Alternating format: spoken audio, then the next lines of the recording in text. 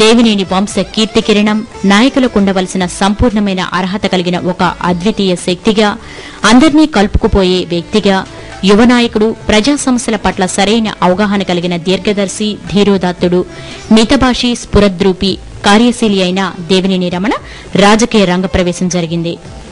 నిరాశ నిస్పృహలతో ఉన్న నందిగామ ప్రాంతానికి నవనాయకత్వం లభించడంతో ప్రజలు ఊరట చెంది స్వర్గీయ రమణ గారిపై అచంచల విశ్వాసంతో తమ శాసనసభ్యునిగా ఎన్నుకున్నారు.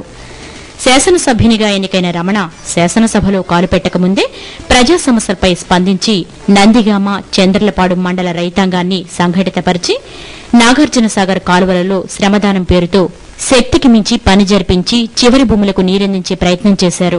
ఎన్ని విధాలుగా ప్రయత్నించినా సాగర్ ద్వారా చివరి భూములకు నీరందించటం కష్టమని తలంచిన రమణ అందుకు ప్రత్యామ్నాయ మార్గాలు అన్వేషించసాగారు. శోధించి సాధించే తత్వం గల రమణ ఆనాటి ముఖ్యమంత్రి, గౌరవనీయులు, రాజకీయ